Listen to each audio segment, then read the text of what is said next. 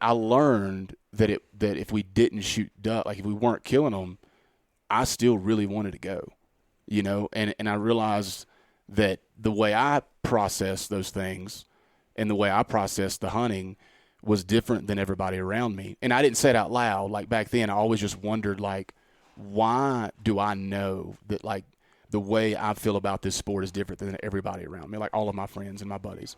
And I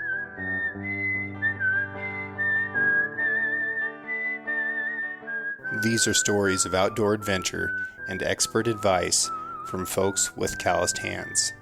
I'm James Nash, and this is the Six Ranch Podcast.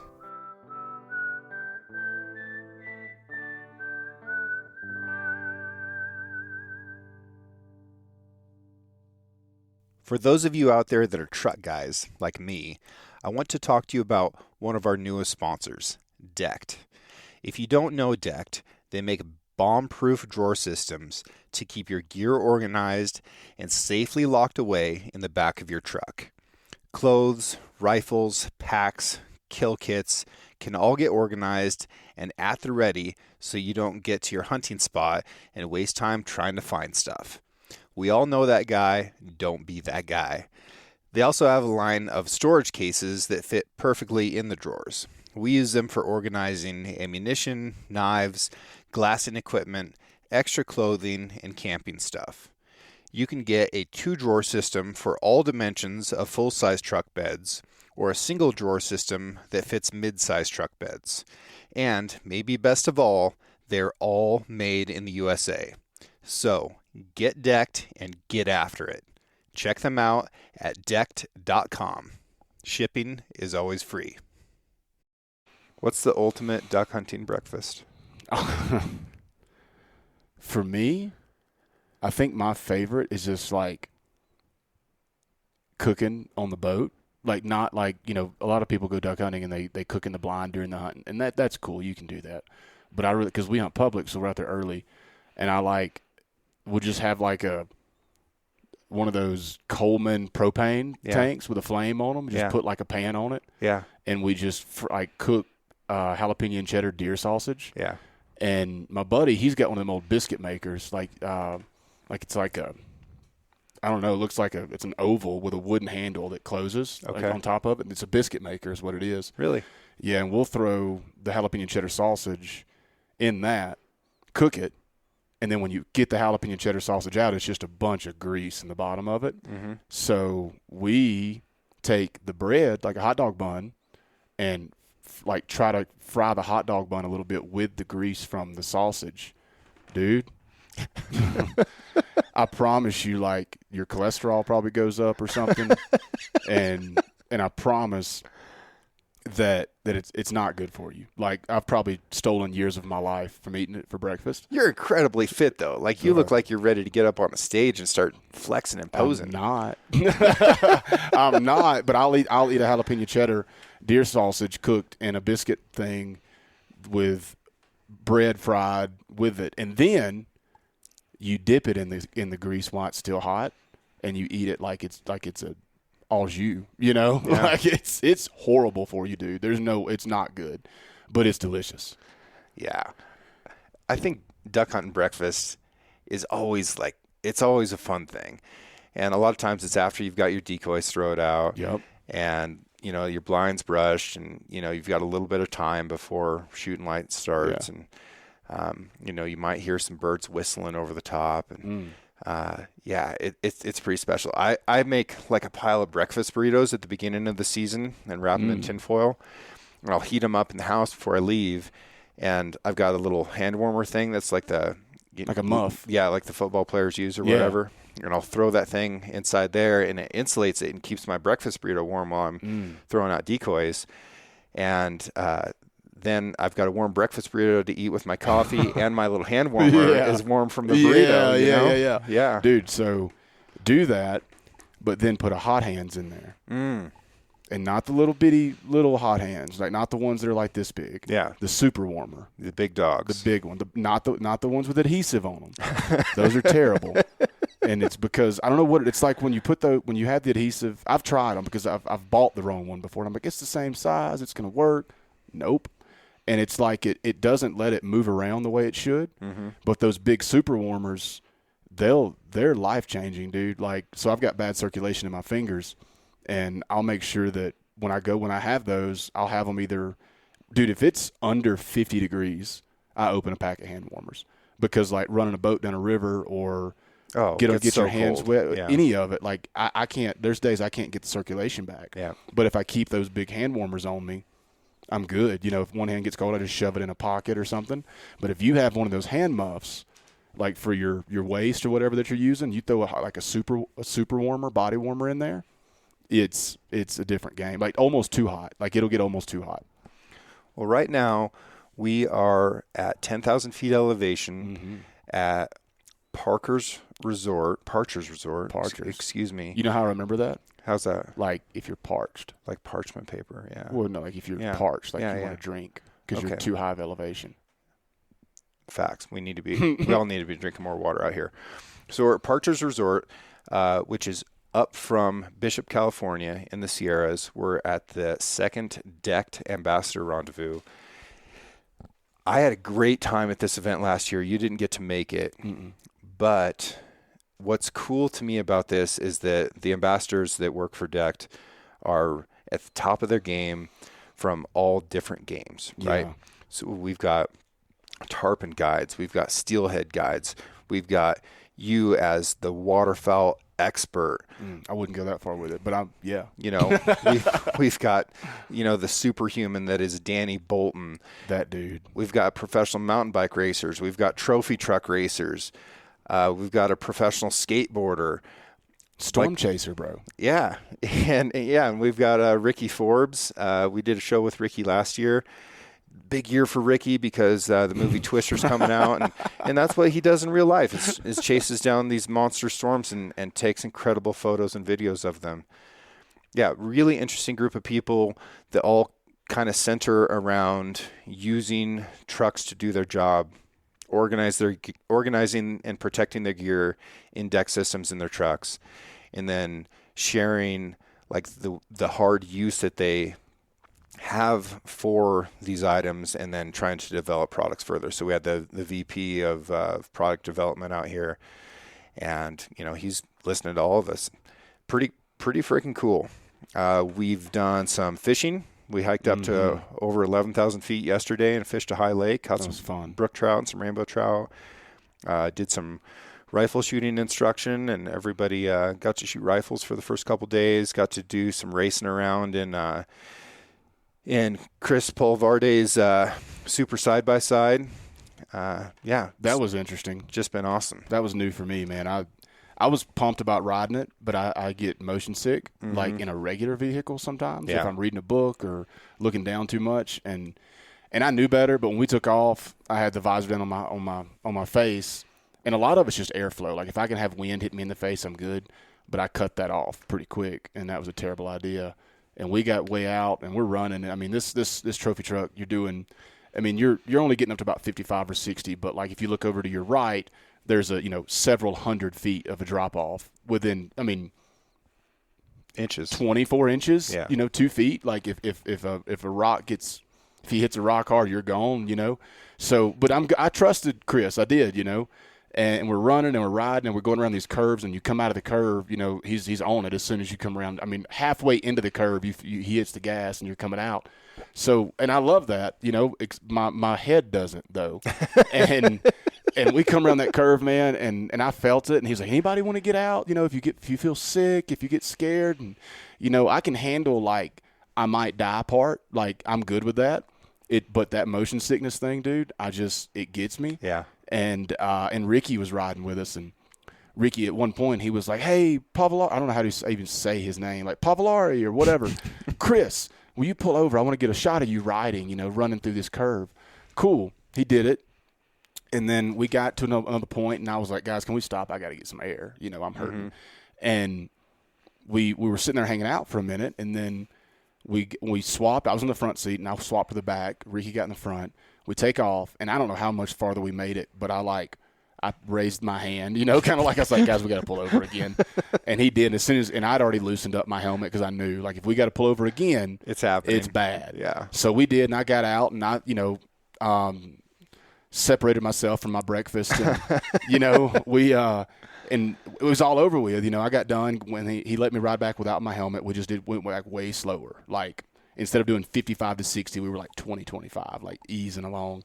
And when we got back, Ricky was like, yeah, man, when I asked about that video, trying to get a shot, I was starting to feel kind of bad back there too. Like he kind of had that thing because you could smell some gas while you're back there. And I was like, dang, Rick, you made me feel like I was a punk. Yeah. You could have been like, hey, man, it's all right. I felt that way earlier. So he had me feeling like a whole punk when I asked him to pull over. It was funny, man. But it was a good time. And that was something I've ridden side by sides and, like a four wheeler, ATV. I don't know what, everybody calls them different things, a bike. I've ridden those things on trails and come sideways out of a curve kind of thing. But when those trophy trucks are a different animal, dude, when he mashes on it, like you know, it's like you almost got to pull yourself up and you're fighting it because there's a lot more force pushing back on you than what you're used to pulling up on. Right. And it's a whole different animal. He said those things run around about 1,000 horsepower in a race. Wow. And I believe it. Yeah. Yeah. I don't have any reason not to now. Yeah. Crazy. But pretty cool. So you are Wade Shoemaker. What do you do? Man, that's a loaded question. I do a lot of things. I think I wear a lot of hats. Full time, I am a community manager for a waterfowl. Well, it's not just waterfowl anymore, but for an ammunitions company. Migraine Munitions is based out of Charleston. For 5 or so years, Charleston, South Carolina. Okay. Yeah, sorry. For 5 or so years, they've been a waterfowling munitions company, made non-toxic stacked loads, anywhere from, steel shot, bismuth with steel shot, and tungsten with steel shot. And then just recently, in the spring, we launched a turkey shell for a 20 and a 12 gauge. And then this summer, we've launched, it's called Ultimate Field, and then another one called Ultimate Dove, and the only difference is the shot size. So the Dove is a 7.5 and 9 shot size, both they're lead, and then the Field is a 6 and an 8. So bigger birds, like if you want to go after, I would say you could shoot some pheasant with it. You could shoot quail for sure. But yeah, so we've done that. So now it's not just a waterfowl ammunitions company; it's an ammunitions company. And so I manage their community. I've done that. They brought me in full time in May. What is a community manager? Oh man. Really, I guess the easiest way to put it is you build community. And when I say community, I mean, I think that plays into the culture, but it's the people involved, like outside of the company. Okay. Like the people that you want representing you, the people that you want, advocating for you. And then honestly, just people in your corner. And the cool part about it is building a community is it's kind of the Wild West, I guess. There's no real rules to it other than just to make sure that there's like authenticity, there's integrity, there's character, there's anything you want your company affiliated with, or you want people to see your company as, that's the people you build your community with, if that makes sense. It does. The Six Ranch podcast is brought to you by Nick's Handmade Boots, a family-owned company in Spokane, Washington. For many of my listeners, you have waited and prepared all year for this. Whether your pursuit is with a rifle or a bow, early or late season, big game or birds, another hunting season is finally upon us. Nick's Boots and the Six Ranch want to wish you luck as you head out into the field. This season, I'm wearing the Nick's Boots Game Breakers, beginning with the archery elk season. Having worn this boot throughout the summer around the Six Ranch, I continue to be impressed with how quiet the boot is.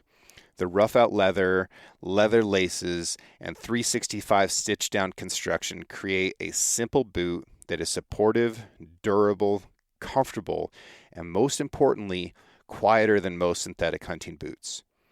For 60 years, Nick's has been building work boots for wildland firefighters, tradespeople, hunters, and ranchers, as well as heritage styles for anyone who values quality footwear made in America.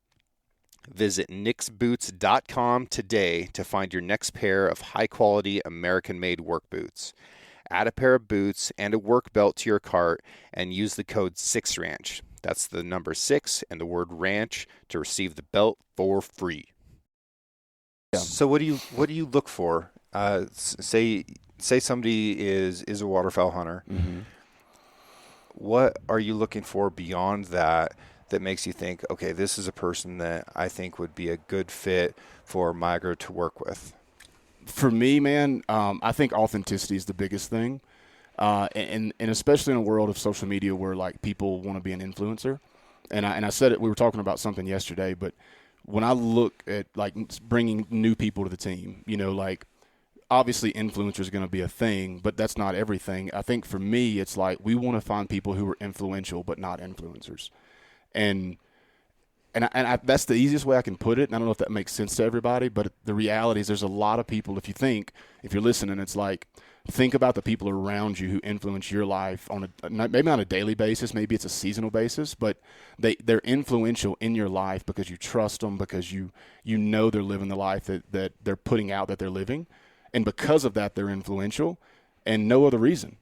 And they're not somebody out there being like, given something or paid to do something or, whatever it is, like they're putting up a front trying to be an influencer for something that they really have no business pushing, right? Yeah.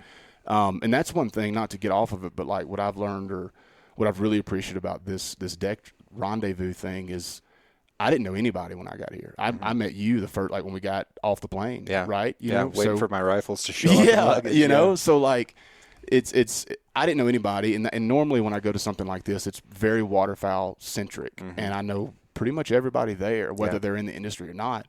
And when I showed up, I'm like, I only know of a couple people here, but I've learned over a few days, like the people that are here, they're really strong in what they do, and they're each respective, I'll say it, genres, or niches or whatever. But like, there's nobody here. And I paid attention to this because I'll be completely transparent, like showing up to something like this, I'm paying attention, like who has their chest stuck out talking about how good they are and what they do and how they do. And that's not here. No. Like there's a solid group of people that have a lot of people who follow them who are like, these people are influencers, like everybody here. But the more important thing is they're influential. And I think if they're influential in their immediate world around them, then they're way more impactful to the world that's way outside of that. And for me, anyway, I didn't mean to get off on that, but for me, that's what I'm looking for. I'm looking for people that if you can influence the people directly around you, like your world right there, then you can really impact people away from that. So sorry, I'll go on a rant, but that's it. No, I like it. What does authenticity mean to you? Man, get it how you live, like if you say you're this, then you are this. Walk the walk, talk the talk, and honestly talk less, walk more. For me, that's a lot of it. And in the waterfowl space, it's really easy to put a front up that you are something that you're not because you're in the woods. As any hunter, I think, can show up and shoot an animal or go do something fun and make it look cooler than what it was. And so for me, having the network in the waterfowl space and knowing the people that we're going after, I can see somebody doing something cool that I really like, but like I'm not just going to go after them because I see it on the social side. I'm going to check with people around them that I know and ask them, hey, what's up with this or whatever, or I'm going to have a personal relationship with them in some way, shape, or form, and I'm going to figure it out. Yeah. But for me, it's doing what you say you're going to do. There's a lot of people out there who play a character for their media. Yep.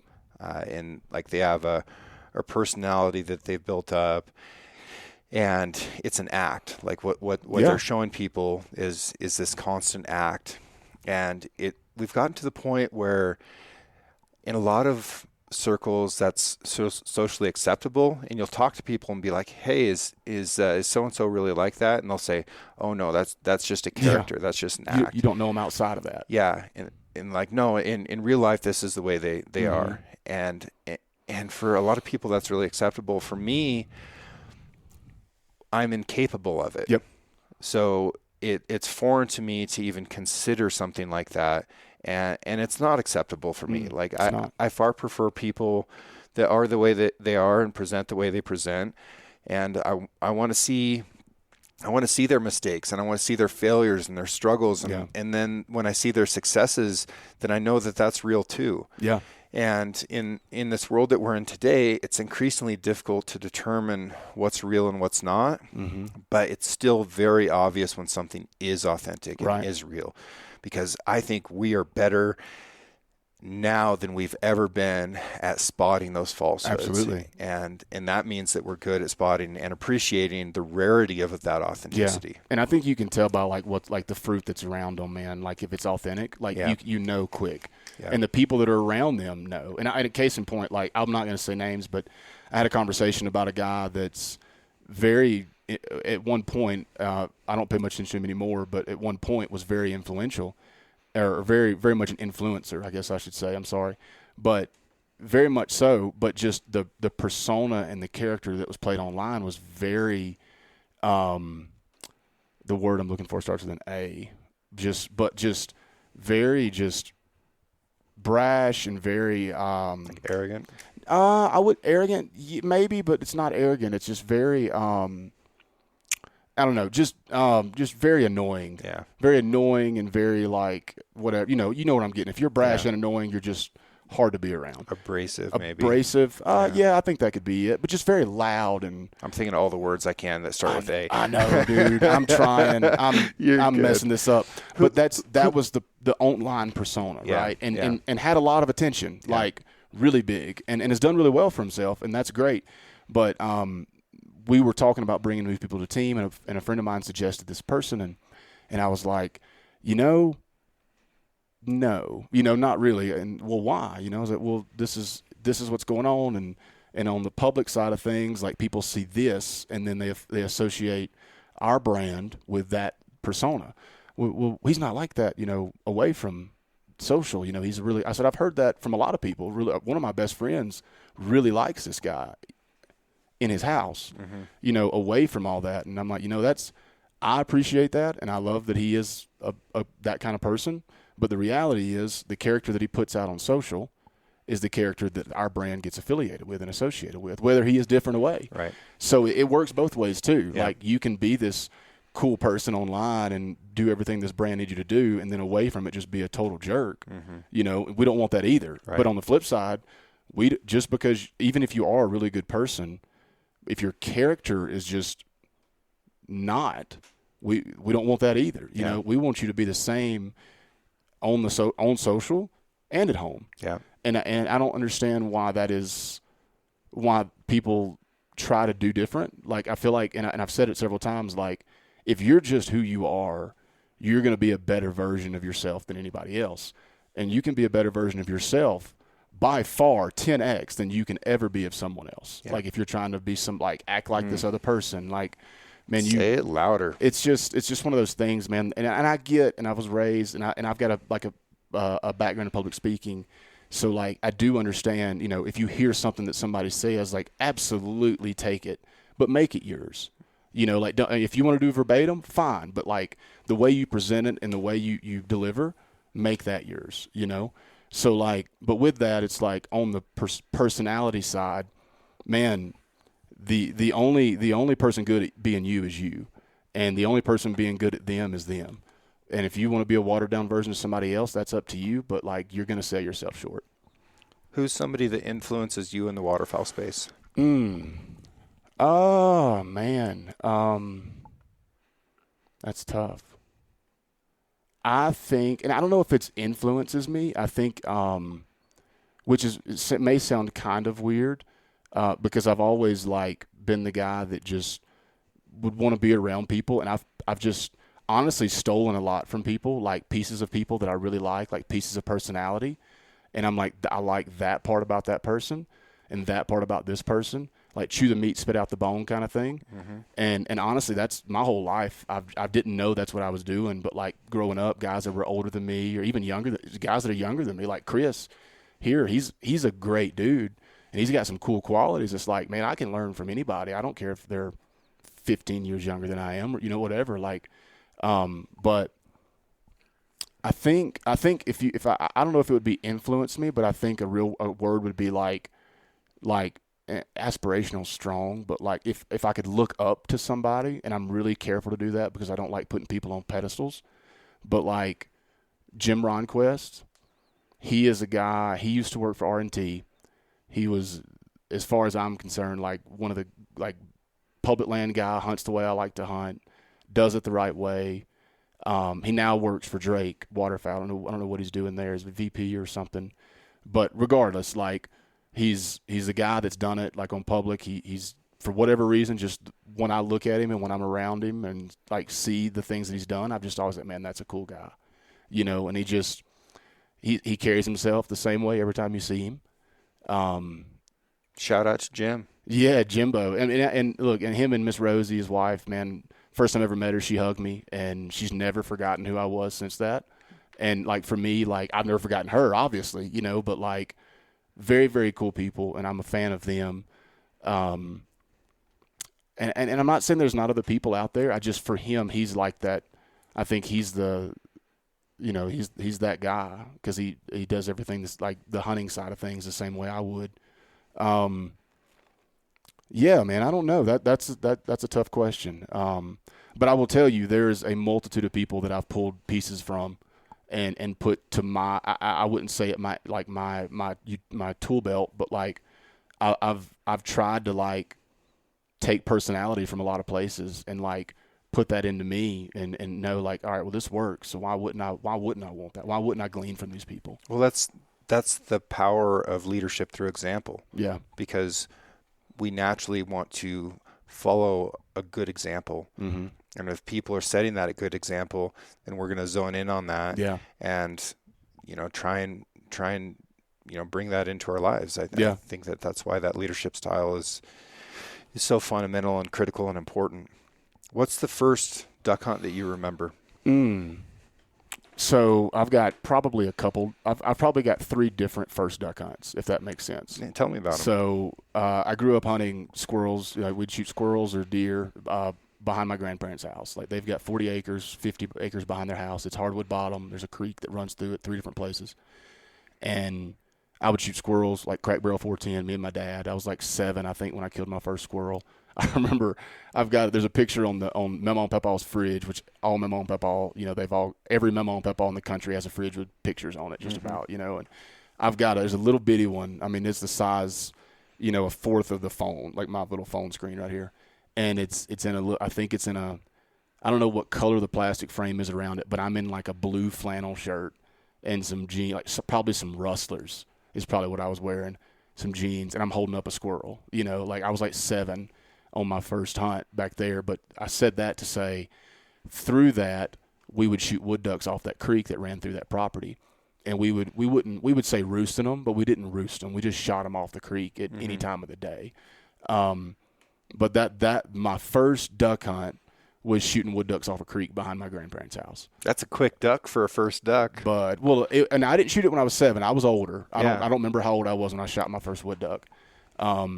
But I did go back there doing that, and then I know when I was, can't remember how old I was when this happened, but my first actual like going to a blind with decoys, I want to say 9, but I had to be older.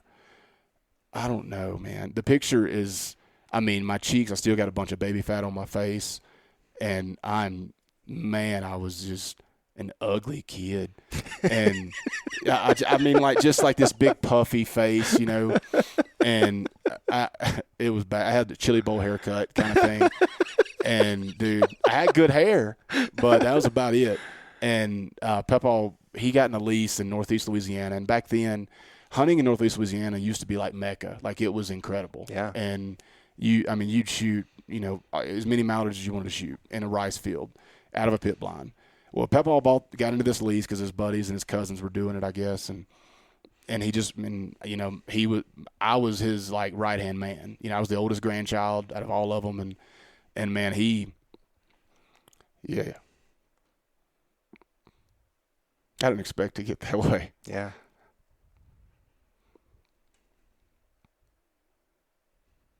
Sorry, but we went up there and didn't throw decoys out. There were decoys there. None of us knew how to blow a duck call. And we would just go. We bought some hip waders on the way out. on the way to the first one. We had a 1990. It was a 99 2000 era because we had a 1999 Honda Ranger, the first one that ever, like the first time they put that out. And we drove it, and we had the little mitts on the front that mounted. You could drive, and you wouldn't get your hands cold. So we drove that out to the blind, and we got in there. And I went 2 or 3 times with him, I remember, and we didn't kill anything. There were ducks flying. No, we didn't even have a duck call at all. So we didn't have that. And then one day a guy come with us, and I remember he had a deer steak sandwich on white bread, and he asked me if I wanted it, and I was excited about it, and then saw it had mayonnaise, and immediately just lost interest because I don't eat mayonnaise. But I have the picture at the house, my mom and papa's fridge, is me holding a duck and kissing. It's a mallard, greenhead, and I am certain that I didn't kill the duck, but they swore that I did, and I know that they shot it, and I shot at it. But anyway, that was my first mallard to kill, was with Peppa on that blind and all that. So whether it was or not, we say it was. And so that was my first duck hunt. And then my first duck hunt is what really, I think, catapulted me into wanting to do what I'm doing. And like, it honestly changed probably the trajectory of my life as far as habits or hobbies go. And it was me and some buddies. I graduated high school in 2004, and I had some friends who graduated in '05 or were graduating that year. And we used to go to town every weekend, and hang out, as teenagers, and we'd make the loop, and we'd go to Walmart parking lot and hang out or whatever. And dude, we got up there. My buddy, Cody Morton is his name. He's a friend of mine, and he was like, "Hey man, you want to go duck hunting in the morning?" I was like, "Yeah, let's go." I was like, "But what do I need?" Waders, I didn't know, and I'd outgrown those hip waders that Peppa had bought me in '99. I'd grown quite a bit, but they said, we got waders, just wear your regular clothes. I said, okay, just bring a shotgun. Okay.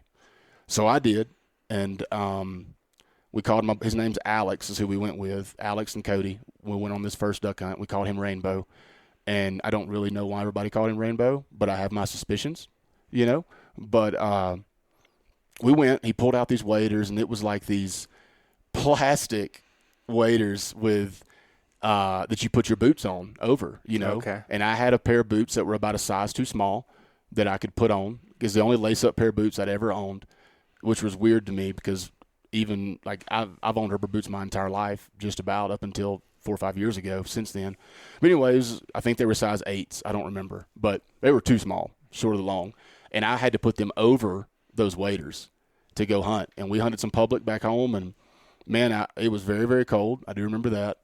And I remember the waders definitely leaked. They were not waterproof. And your feet are cramped up. My feet are curled up like is it China or where the women like try to make their feet smaller? Right. Is it China? Yeah. So it looked like a Chinese woman's foot when it come out. We shot one green-winged teal. Still, again, same story. Don't know if I even killed it, but like, I was the new guy. I shot at the duck. They're like, yeah, you got him. I was like, all right, I'm 19 years old, dude. And they're treating me like a 7-year-old, Yeah. but whatever. So I grabbed it, and it was honestly, dude, like it was a really, really pretty green wing teal, fully plumed, had the little dots on its chest. It was gorgeous. And I was like, I'm getting this thing mounted. Definitely wasn't going to get it mounted because I didn't realize it was like $300 to mount a duck back then. And 19 years old, that's not in my pocket, But we went and we got in the truck, and I took the boots off, got the waders off, and my toes stayed curled up for like a long time after that because they had to thaw out. And man, we got out there and did that, and that was my first duck hunt, and that lit a fire. And I don't know. Yeah, it just gets worse and worse every year, or better and better depending on who you ask, But it's wild. So wood duck on the creek, a questionable mallard in a rice field, and then a questionable green-winged teal on some public in like an hour and a half from my house. And since then, you've gone outside of the duck hunting mecca of Louisiana and hunted all over the country. Yeah. And, had tremendous duck hunts, whether that meant that you're just in good company or with good folks. Yeah. You've done it all over the country. So what was it about those early duck hunts? I mean, obviously getting to hunt with your granddad meant a lot to you, Yeah. and continues to. But what was it? What else was it about that made you decide I want more of this? Because to a lot of folks listening, like standing in cold water that's leaking through plastic waders into feet that are cramped up, and maybe shooting one bird, that doesn't sound good to them. No. But It don't sound good when you tell me what happened either. Like, it don't sound good at all. right, but that can be such an ignition. It is. For certain guys. It was. It's like, no, I need more of this. Yep. I learned a long time ago that it wasn't just shooting duck. Like, I think I have an advantage, and I don't know how it came. Maybe it's just wisdom imparted. Like, maybe it's just a blessing, one of those just God-given things.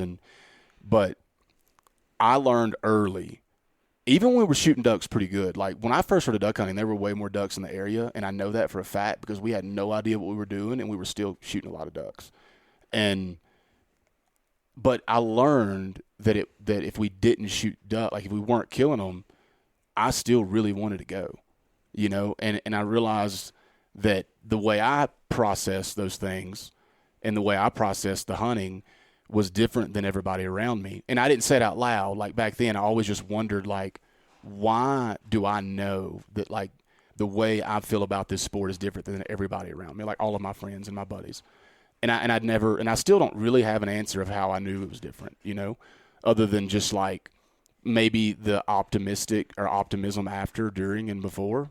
I don't know, but I think what made it was just like being with friends, like being able to hang out. And like I said, I was raised deer hunting and squirrel hunting, where it was like, you gotta talk, you gotta be quiet, you can't move around. If you step on a stick, you're gonna get in trouble, kind of thing, So I think for me, it was just like being with buddies, hanging out, laughing, having a good time, and making fun of each other if you miss.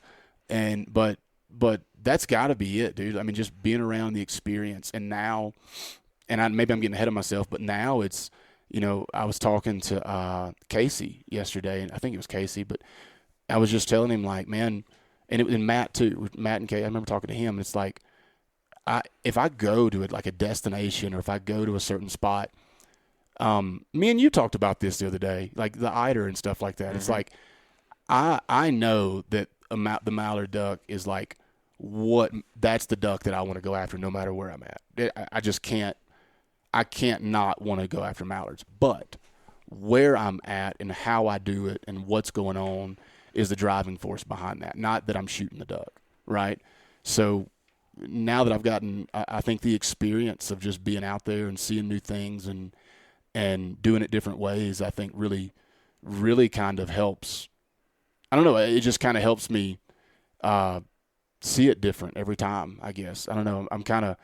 I had a direction going with that, and I'm kind of in a circle right now, but does that make sense? Like, it's about the people that are there. It's about the experience in it, and the ducks are definitely a plus. And let me back up. Let me say this transparently. If I went 30 days in a row and didn't shoot a duck for 30 days, I'd probably not want to go as much on day 31, Right. But if I can go 4 or 5 days and not have a good hunt, or a week and not have a good hunt and have a decent hunt on day 8, like, that's all I need to keep wanting to go. As long as I've got my buddies around me and I'm hanging out doing that thing with them, and new people, even like people that I don't know. If me and you were to go on a duck hunt, like, I would love that, because it's like there's so many things around that I've never experienced. And then I can, like, watch how you react to those things because I've never hunted with you, So that experience, whether it's how I see it or how it, like, translates to me, is one thing. But then, like, watching you or somebody else and how they take that in is a totally different thing. It is. And I love that. And it's almost like you get to experience the freshness and the newness of it again through somebody else. Yes. Sorry, I was taking a swallow, but so I have kids, 2 kids, both boys.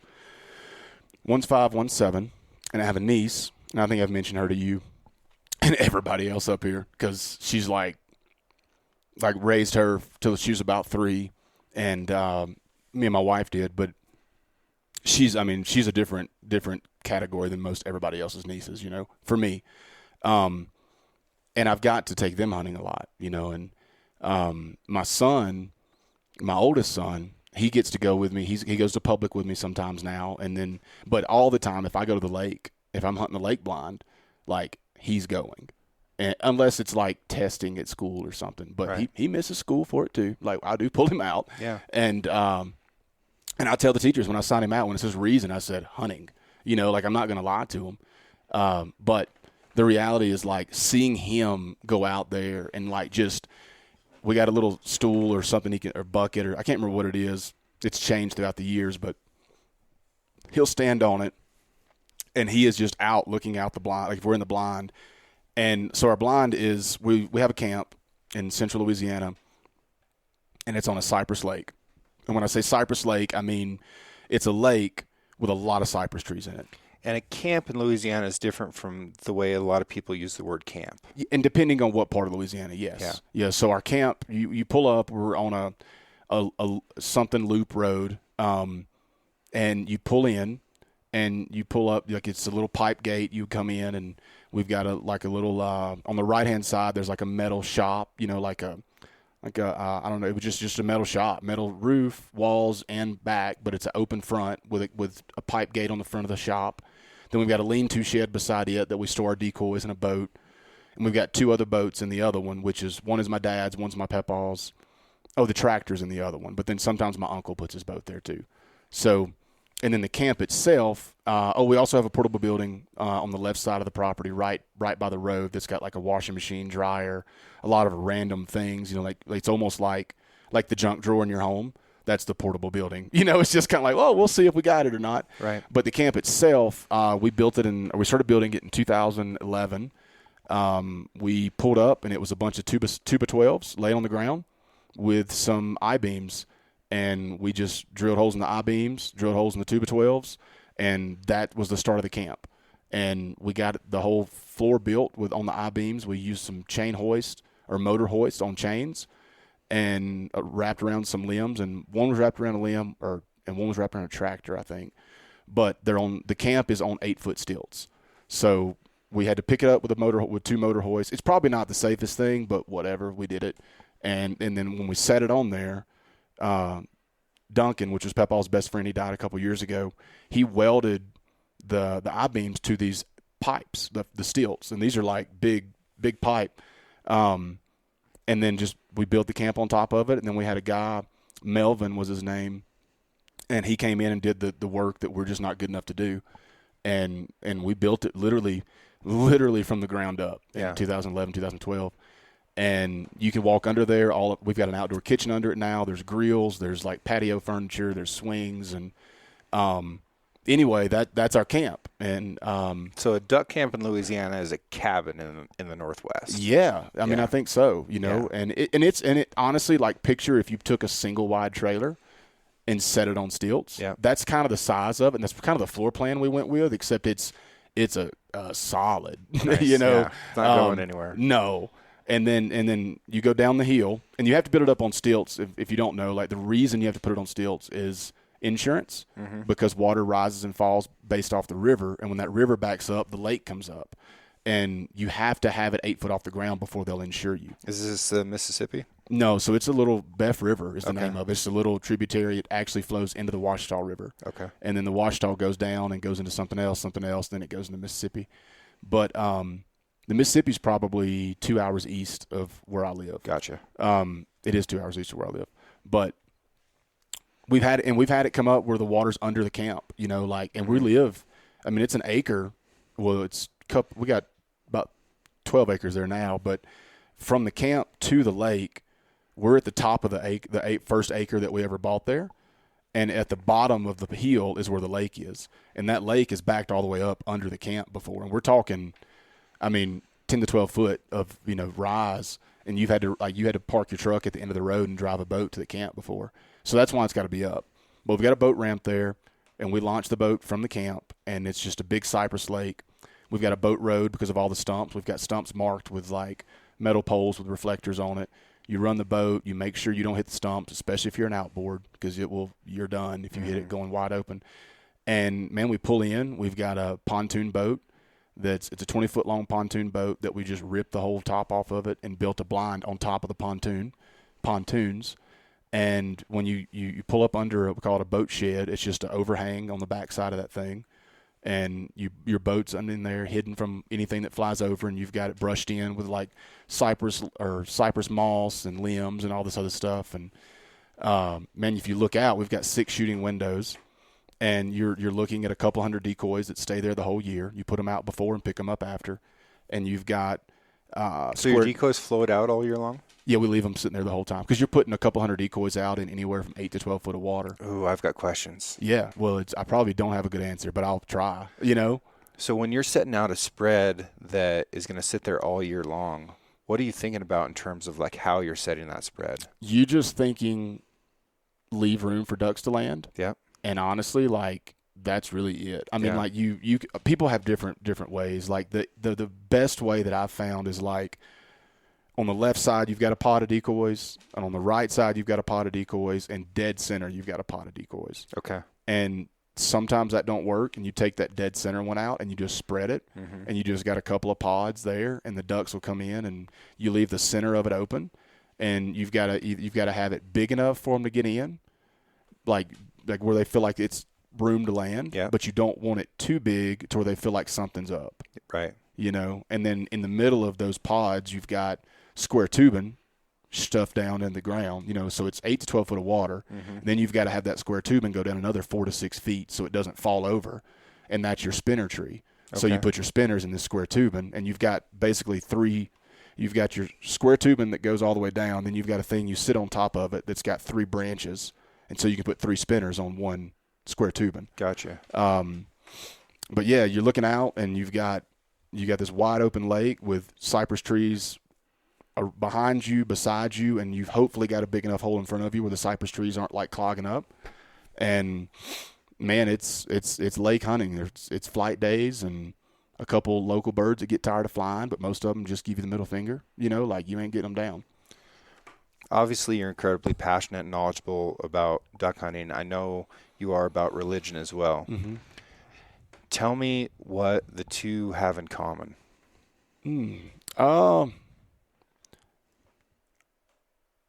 I think the two have. I don't know if it's a common thing. I think it's just like relating it to this had to come from something. It didn't come from nothing, and there's no possible way that all these things just appeared. These ducks are ducks, and these scenes are scenes. But like, if you think like each duck, and this is a way to look at it, like each duck is different. When you're hunting, you can, if you've done it before, I'm sure you look at your buddy and go, man, why didn't those do it? Like, why didn't they do it right? Are we doing something wrong? And this goes by for half an hour. Every group of ducks comes by and they just don't want to do it. And then another group of ducks come in and they just sit right down. You did nothing different. They just sat right down. Right. And for me, that just is like a confirmation of like every duck is different. And if this come from just nothing, then there's no possible way that everything is so unique. If that makes sense. And then when you get to even just the physical side, the aesthetics of all these birds, like, and not just species, I mean, like mallard, teal, pintail, gadwall, they all look different. The individuals. Yeah, each one of them, dude. And it's there's no way that just thin air said, hey, I'm going to, this is what it is, I think it's cool that you recognize that visually. I found it interesting when I was getting deep into research about scent for elk hunting. I learned through some of my reading that a dog could smell the difference between one individual duck and the next, which makes all the sense in the world. But what I'd found, something that was happening, is my dog would go and pick up a duck and be bringing it back, and then maybe a cripple takes off. And she'd drop the duck that she had, take off after the cripple, and I could send her back after that duck that she'd already picked up 20 times and she wouldn't do it. Sometimes she'd stand on top of it and she'd know that she was supposed to be hunting for a bird, but in her mind, she'd already picked up that duck. Like she'd already checked it off. Yeah. So she wasn't just going out and trying to smell for a duck. She was trying to smell for a duck. Different duck. For an individual animal. And I think that's so interesting, fascinating, and right in line with what you're saying. Yeah. Yeah. I think cool. Uniqueness is a very, like a key indicator of like intentional creation. Yeah. Last year was the first year that I ever shot stacked shot, Okay. and I loved it. Really? I loved it. Was it Migra? It wasn't. Okay. No, it wasn't. And that's neither here nor there. I didn't understand much about it, and I still don't understand much about it, but the concept was there, and I was like, that's interesting. Is this a gimmick? Let's see. Put it in my shotgun and roll. And I found that I was not only I think I was killing a few more birds, but what I really found is that I was crippling fewer birds. So the birds that I was hitting were just dying in the air like they'd been struck by lightning. Talk to me a little bit about what stacked shot is, and kind of, whether you think that there's an advantage to it or not, and what kind of hunter it would benefit. So I would say that the reason you saw a difference in cripples. So the whole deal with stacked shot, there's a lot of things that go, like, the positives to it. What is it, just to start with? So stack loads, Migra was found in like 2019, and they patented this formula, we'll call it, to load these shells a certain way. And the win for the way they did it, because it's not the first time it's ever been done. It's just that Migra was the first ones to, and I'm not going to say nobody's ever done it right, but I think Migra was the first ones on a large scale to get it right.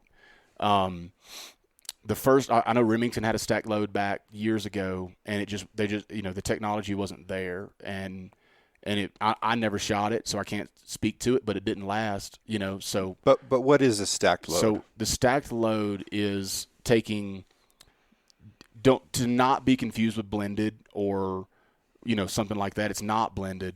We'll say shot sizes are different. So you take a number 2 shot and number 4 shot. So the BBs that are inside of the shell, different sizes. Different size BBs. Yep. And the higher the number, the smaller they are. Correct. Yep. So what you'll do is you stack them on top of each other, literally, like a number 2 and a number 4 are stacked on top of each other.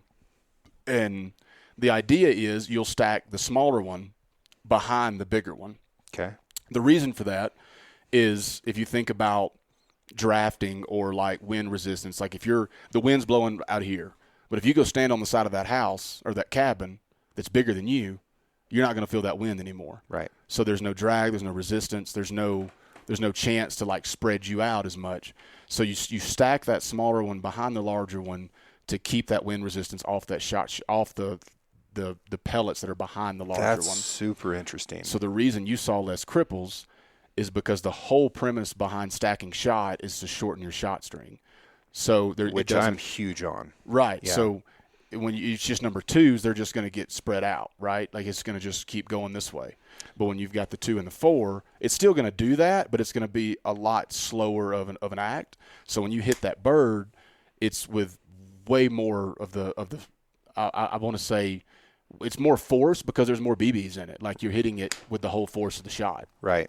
So a lot of people, and this is a massive, massive mistake, and I understand why it happens, but they pattern their shotgun on a piece of paper or an old barn or something like that, and they see what their spread looks like and if there's any gaps in it anywhere, and that's how they're sort of analyzing how which is an advantage. It is an advantage, but. Right. But that's how they're looking at, like, how the forcing cone and the choke are interacting with that specific shotgun shell. But that only tells you a two-dimensional view of what's actually going on. Correct. So there is not only a difference between the left, right, top, and bottom of your shot swarm. Yep.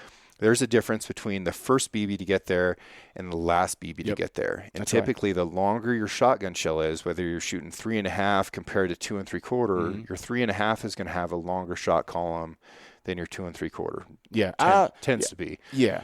I don't know that. I can't speak on that. I don't know, but I do know that the point you're trying to make is 100% correct. So the way that people test this is they'll have a piece of paper that's moving, moving on a roll is the way I've seen it tested. So, and we did this with tank munitions, right? Yeah. So we had a tank cartridge called a canister round that had, I think, 1,100 1 1/8" tungsten ball bearings. Gracious.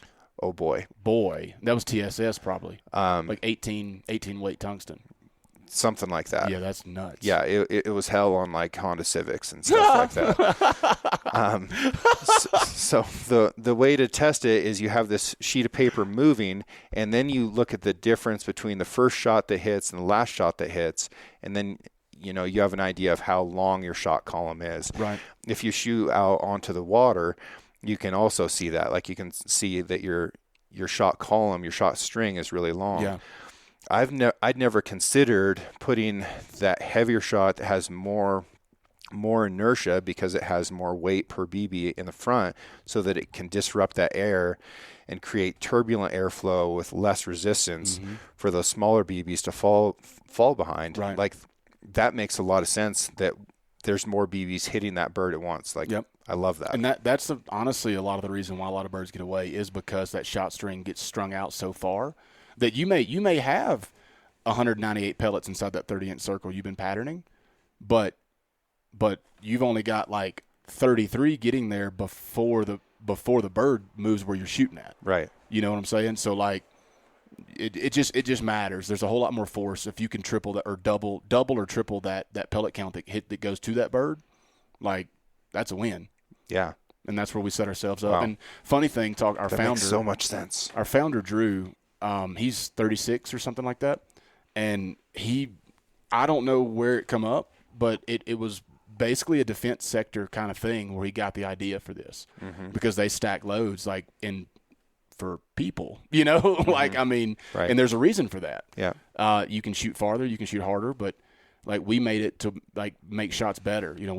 We don't promote the length. We don't promote like you can shoot farther. Like you hear a lot of shotgun shell companies talk about, better downrange kind of thing, which to me says we're better when you shoot farther, and we don't want to do that. We don't want to tell people, hey, go ahead and send it out there at 50 and 60 yards, Look, do you need a different choke to shoot this than you would to shoot a load that's not stacked? No. I mean, I will say that like I've pulled mine back. Like I used to shoot fulls. I think that's a young man's game. Man, it is, but I do understand why people do it. Yeah. Because again, it's more of that like you just tighten it up, and when you hit them, you hit them. But for me, we when I started shooting this and actually paying attention, I moved from that to just like a modified. Yeah. And that's all I use now. Well, I shot some tungsten last year, and I went to an improved mod. Yeah. But like I don't see a need for a full. And truly, now that I'm working with an ammunitions company and I do some work with a shotgun company with Benelli, like the risk doesn't the risk of blowing something up, trying to choke it down too tight, just isn't worth it. Yeah. Like, and there's things like there's wad stripping technology on some of these chokes that works. Like it just works, but if you don't clean, this is just random information. If you don't clean that choke tube, like the inside of it, eventually there's a plastic build, like a microplastic buildup. Sure. And that's why people have a lot of issues, is because they shoot, and never had a problem. And what sucks is like it's not us. It's not just us. I mean, we talk amongst each other like we're friends in the ammunition space. Believe it or not, like my friends work for other ammunition people, and we talk about it, and it's like they'll swap a brand just to try it, and it blows a barrel up, and they blame the ammo company. And there is some times where the ammo company is at fault for sure. We're not going to say it's not, but the reality is that there's possibly a microplastic buildup on your choke tube, and it finally just straw that broke the camel's back come through there and blew it up. Yeah. Of course, that's very one scenario that doesn't happen all the time. But just to give you an idea of like the variables that go into that thing and why I would rather shoot a modified over anything tight. Even with our tungsten, we've got a tungsten stack for turkey. It's 7s and 9s, and it is unreal. But we don't shoot the big extra full. Like we found that if we back off of it a little bit, it does better. Yeah. And it's nuts. When I was in college, I shot the tightest choke that I thought I could safely shoot out of my gun. And moving forward since then, I've opened my choke up more and more. Yeah. And now I shoot improved, modified, or improved. Yeah. And it doesn't seem to have as much to do with the range that I'm shooting, although I don't take the long shots that, like the Hail Marys that I shot when I was, a bloodthirsty college kid. Yeah. But still, I shoot birds at 40 or 50 yards sometimes, which Yeah. is a long And shot you can on a shoot them duck. modifieds. Yeah, and it works great.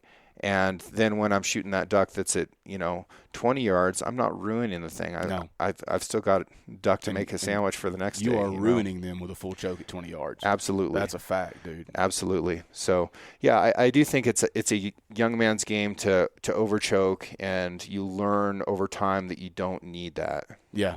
Yeah.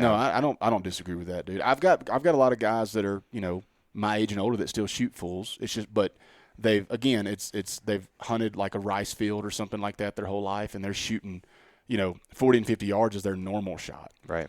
And I don't know if I can blame them for that, but like for me, I just don't like it. Yeah. I mean, if they're not honestly 35 or less, Yeah. I just don't care. For me, that's not, again, we talked about, why we love it and its experience, but it's also like winning the game. Yeah. And if I can get ducks to commit, then that's when I shoot them. Yeah.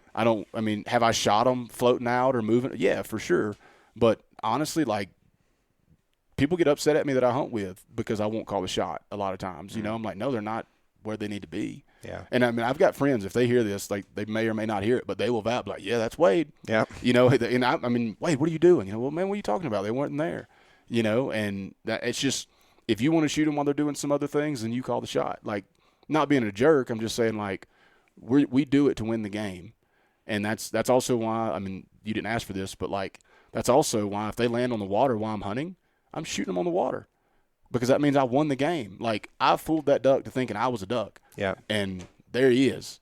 Like, why wouldn't I? Yeah. I don't blame you for a second for that. Yeah. Yeah.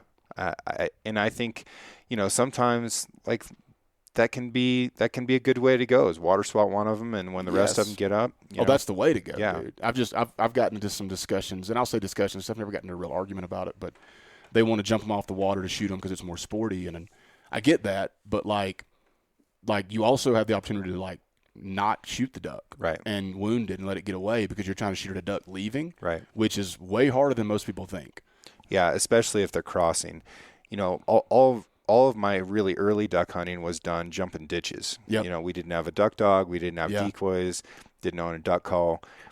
So I was shooting everything in the back, but I was shooting them in the back as they were going up, and it was great because I was never messing up any meat.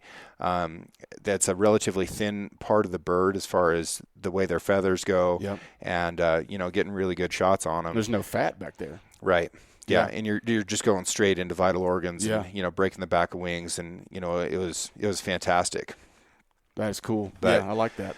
The decoying and having duck dogs, that stuff didn't come until later in my life, and now it is just it's a wonderful experience for me to wake up really early, no matter what the weather is, and get my decoys, get my dog, get my gun, get my breakfast burrito, head down the blind, throw out some decoys, sit there in the dark and drink a cup of coffee, and start to see the steam come off of it. Hear those wing beats whistling over the top. Hear a couple of little splashes out there, those birds that are flying before first light. My watch buzzes at me when it's shooting light. Yeah. And it's like, all right, guys, the next one that comes in, it's on. You're up, And, you have your hunt and you clean your birds, and, you've a lot of times got a whole day ahead of you just to kind of think about what a great start you had to that day. And it's really special in the community aspect of duck hunting, where you can still talk with the folks that you're with. That adds so much to it, and there's so much rich culture around it. And duck is something that I think more than any other hunting in America spans bums to billionaires. Yeah, like that's a fact. The poorest and the richest among us love duck hunting. That's a fact. And there's just something about it. Yeah.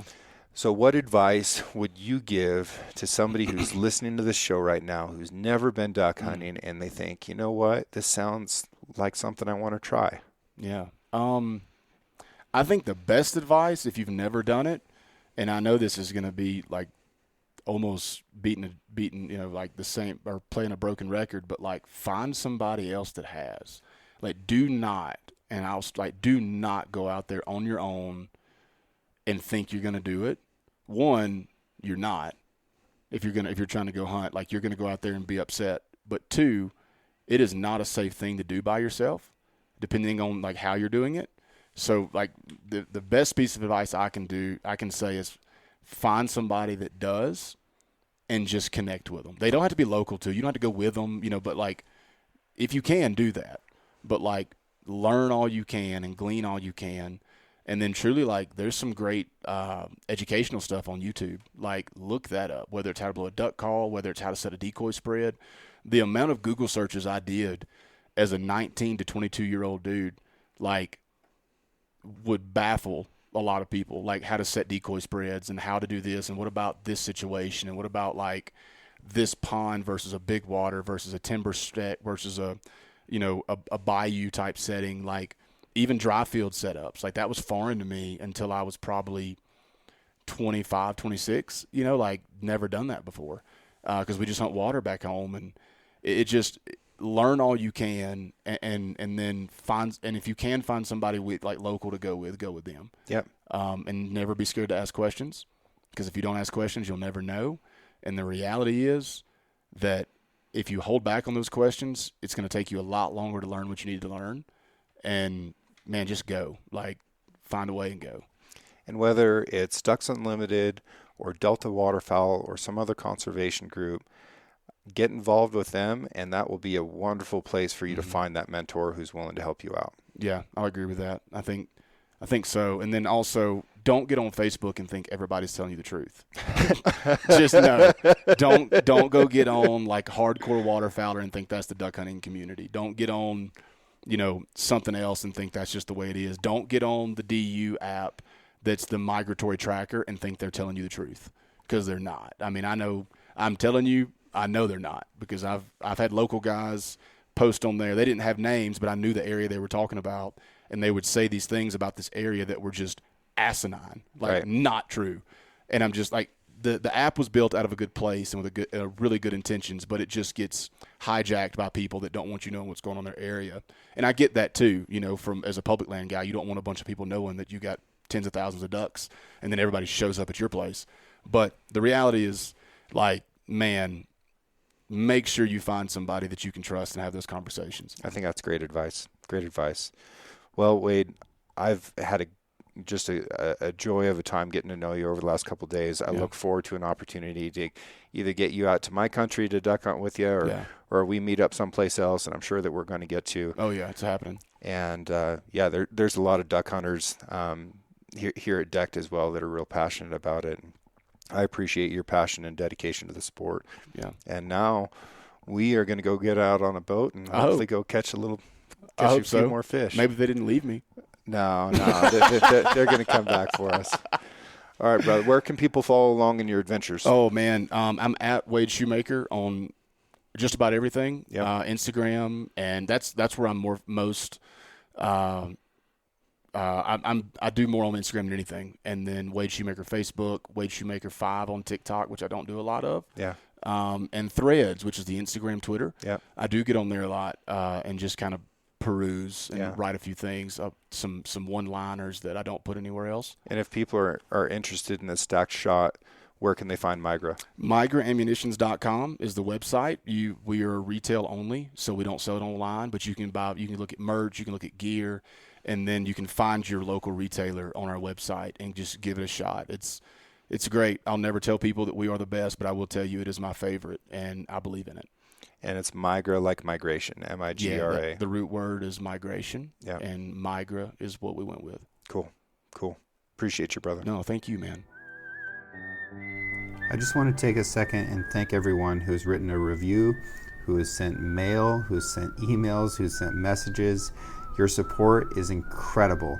And I also love running into you at trade shows and events and just out on the hillside when we're hunting. I think that that's fantastic. I hope you guys keep adventuring as hard and as often as you can.